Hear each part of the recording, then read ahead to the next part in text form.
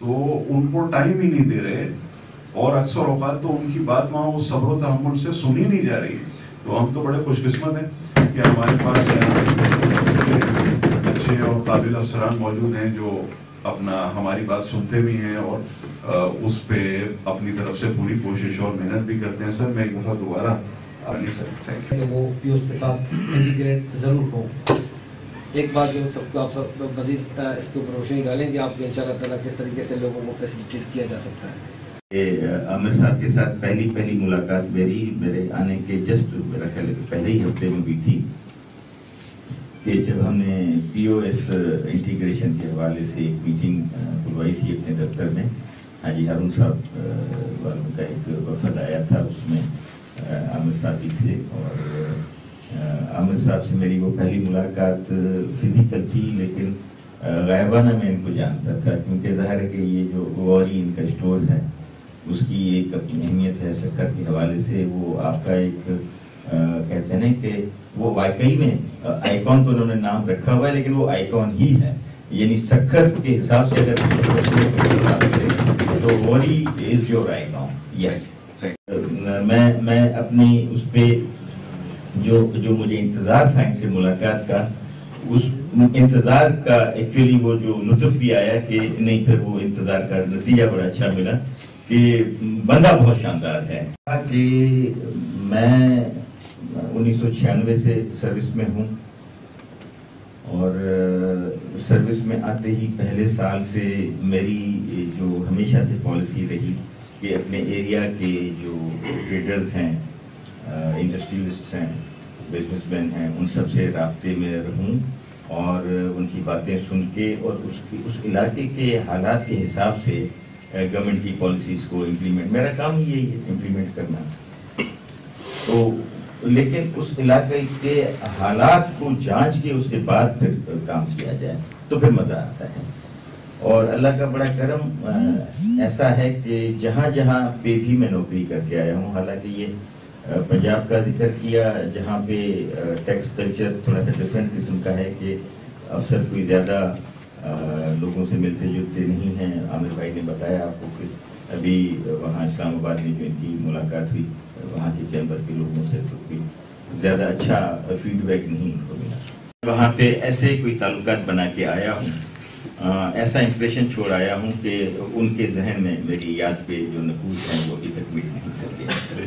تو بنیادی طور پہ تو ہمیں اپنے کام کرنے کا طریقہ بھی یہی رکھنا چاہیے کہ آپ کام بھی کر جائیں لیکن کسی کو تکلیف نہ دیں. بہت اچھا یہ ہے. تو یہاں پہ جو دو چار سلسلوں میں جو ہمیں مسائل تھے وہ آپ ہی لوگوں کے تعاون سے ابھی تک ٹھیک چل رہے ہیں. یہ ویلیویشن کا جو مسئلہ ہے اس میں بھی ظاہر ہے کہ اگر آپ لوگ بڑھ چڑھ کے حصہ نہ لیتے، میرے پاس نہ آتے، میرے لوگوں کو دیکھیں نیگیٹو فیڈ بیک بھی تو ہوتا ہے کہ آپ ڈسکریج کریں کہ نہیں جی ہم نے تو 50% بھی نہیں ماننا، ہمیں تو وہی ویلیو چاہیے بلکہ اس سے بھی کم کر کے دیں. یہ بھی تو ہو سکتا ہے. لیکن اس میں یہ بھی کمال تھا کہ آپ لوگوں کی طرف سے بھی ایک بڑھ چڑھ کے ایک حصہ لینا اور پازیٹیو طریقے کا حصہ لینا کہ نہیں سر یہ تو ٹھیک ہے، ہم سمجھ میں آتا ہے کہ آپ پڑھانا آپ کو پڑے گا، لیکن اب کتنا پڑھانا پڑے گا اس پہ بیٹھ کے بات کر سکتے ہیں. تو وہ ہمیں پہلا ہی اگر آپ کی طرف سے سگنل یہ آیا کہ نہیں یار دے آر ویلنگ، یہ لوگ اچھے ہیں، ان سے بات کی جا سکتی ہے، ویلنگ ہیں، یہ سمجھتے ہیں ہماری مجبوری کو، تو ان کے ساتھ بیٹھ جاتے ہیں.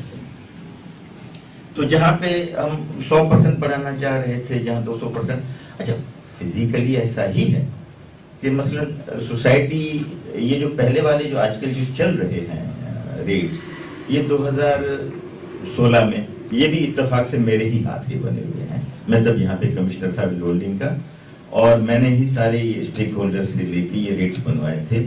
تو 2016 والے ریٹس میرے ہاتھ کے بنے ہوئے ہیں، یہ اتفاقی بات ہے. اور پھر یہ ریوائز بھی میرے ہی ہاتھ سے ہو رہے ہیں.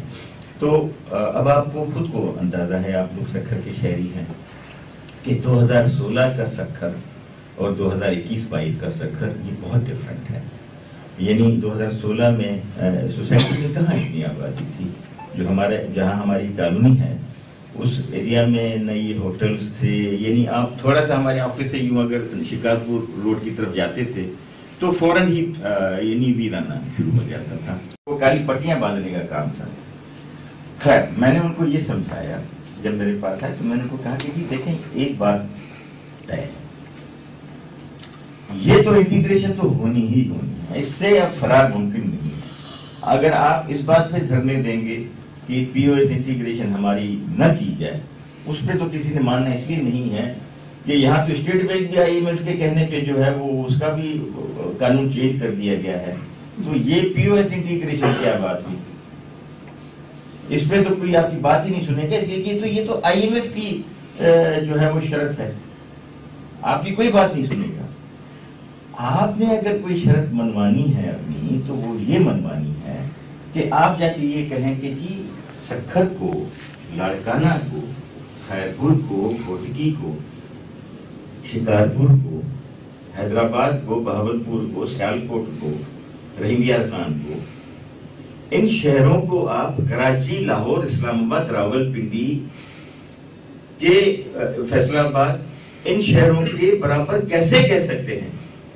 कराची का जो 100 फुट वाला जो दुकान होती होगी, वो हमारे 1000-2000 फुट वाले से ज्यादा का कारोबार करती होगी। ये वैल्यूज थी इसमें सोसाइटी वगैरह में, अब जाहिर है कि उससे बहुत गुना ज्यादा बढ़ गई हैं।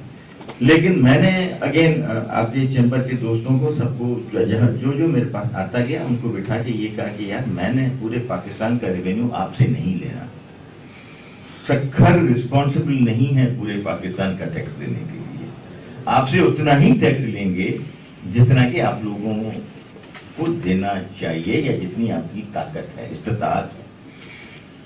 तो जब ये कहा तो फिर आगे से फिर वो रिस्पॉन्स भी आ गया और फर्स्ट क्लास तरीके से हमने बना दिया। अब वो होता रहेगा, नोटिफाई होता रहेगा, मार्च में होता है, अप्रैल में होता है, तब तक ये पुराने रेट चल रहे हैं, तो आपका मसला तो कोई है नहीं। जो नया रेट आएगा वो भी इतना ज्यादा बढ़ के नहीं है, कोई बहुत ज्यादा ताल्लुक नहीं है। यानी यूं कि यहाँ पे जो मैं देख रहा हूँ, आप लोग सारे कह रहे थे जिस तरह शेख साहब या वरी साहब के, जी चैम्बर के तो मेंबर ही सारे टैक्स पेयर्स होते हैं, यानी आप लोग रजिस्टर्ड लोग होते हैं, तो आप तो वैसे भी जो जहाँ भी जो पैसा खर्च करते हैं उसकी बड़ी वो कैश फ्लो का हिसाब भी रखते हैं, और ये भी हिसाब किताब रखते हैं कि जी इतने मेरे पास पैसे हैं तो मैं खर्चा उसका दिखाऊंगा। आपके पास एक्चुअली छुपाने के लिए पैसा भी शायद बहुत कम होता होगा, लेकिन बहुत कम होता होगा। आप लोगों को नुकसान देता है वो आदमी जिसके पास टोटल छुपा हुआ पैसा है, टोटल ब्लैक मनी है जिस आदमी के पास। उसने आप लोगों के लिए अब जो है ना बिजनेस के दरवाजे भी बंद कर दिए हैं। आप अच्छा बिजनेस करने जाते हैं, अच्छी जगह पे की दुकान खोलना चाहते हैं, आपको प्लॉट बहुत महंगा मिलता है, आपको घर बहुत महंगा मिलता है, आपको जमीन बहुत महंगी मिलती है, इसलिए कि वहां पे ब्लैक मनी आ गई है। अगर इस ब्लैक मनी को कहीं से हम डिस्करेज कर दें तो आम आदमी के लिए प्रॉपर्टी लेना आसान हो जाता है। इश्यूज थे। सबसे पहला जो मसला आप लोगों का जो आजकल सबसे बड़ा चल रहा है वो है पीओएस इंटीग्रेशन का। यस बिल्कुल, इसमें देखें मैंने आप ही लोगों के किसी वफद के साथ, मेरे पास 2-4 वफद आए थे डिफरेंट ऑर्गेनाइजेशन के। चैम्बर का डायरेक्ट इस पीओएस इंटीग्रेशन के साथ इसलिए ताल्लुक वो उस वक्त बना नहीं पा रहे थे कि वो समझ रहे थे कि ये शायद छोटे दुकानदारों के लिए है, और छोटे दुकानदारों की तंजीमें इसकी जो है वो बेसिकली वकालत के लिए आगे आ गई थी। हालांकि उलट था, ये तो था ही आप लोगों के लिए।